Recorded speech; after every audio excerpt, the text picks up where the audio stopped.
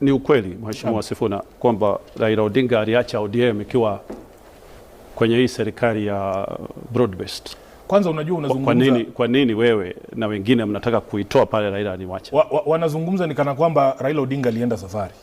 Unajua kama ulikuwa umepanga kitu kwamba ninasafiri mahali, unaweza sema wacha niache mambo yangu yakiwa hapa. Kifo cha Mheshimiwa Raila Odinga si kitu ambacho mtu yote alitarajia. Mnanielewa? Sure. Na aliposema ya kwamba tuweze kufanya ushirikiano na serikali ya UDA kwa sasa hadi mwaka 2027, kuna muktadha fulani, kuna mandhari fulani ambayo yalipelekea ililazimisha kwamba tuweze kusaidia serikali hii ili iweze kuwa stable. Wakati ambapo vijana wameingia katika barabara mwaka 2024, yes. Serikali nzima imevunjiliwa mbali, nchi iko katika hali ya hatari. Baba akasema sasa jinsi ambavyo vijana kwanza walivyoingia katika makao makuu ya idara ya mahakama, kwa maoni yake baba alikuwa anasema kwamba inamaanisha kwamba unajua nguvu zote ambazo tunazo kama viongozi, whether ni katika idara ya mahakama ama katika bunge ama katika uongozi wa taifa, zinatokana na mamlaka ambayo tumepewa na wananchi. Yes. Na wananchi wakati wowote, unaona katiba, sijui kwa nini leo nimesahau kubeba katiba yangu. Katiba inasema kwamba mamlaka ambayo tuko nayo ama wananchi wanayo, yes, yanaweza kutekelezwa either directly kupitia viongozi ambao wamechaguliwa ama wafanye wao wenyewe.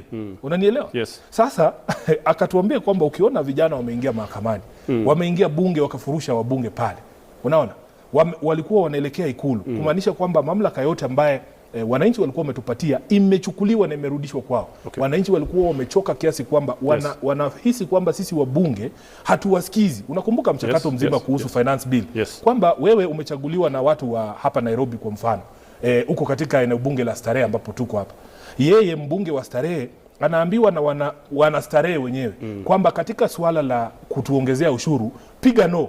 Lakini kwa sababu ukiingia pale bunge kuna false sense ya security, manake kuna viti vizuri kushinda hiki chako cha hapa K24, comfortable kabisa, si ndio? Yes. Kuna hii AC inapiga nzuri, kuna polisi pale nje, unaingia pale ndani unafikiria wewe ndio mkubwa wa wananchi, unasahau kwamba wananchi ndio wadosi wako. Yes. So ilipofika pale baba akatuambia hawa vijana na wananchi kwa jumla wamechukua mamlaka yao, wamejirudishia mamlaka yao.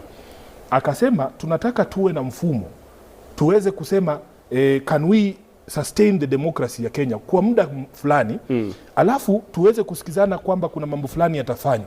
Kwa mfano alikuwa anataka hiyo uamuzi wote wa bunge wa kupitisha hiyo sheria ubatilishwe. Okay. Wale vijana ambao wameuawa wapewe compensation, polisi ambao walihusika hayajafanyika. Yes. Yani mawazo yake yalikuwa ni hayo. Okay. Na ilikuwa tuketi na Mheshimiwa William Ruto tumwambie these are the conditions under which we will stabilize your government.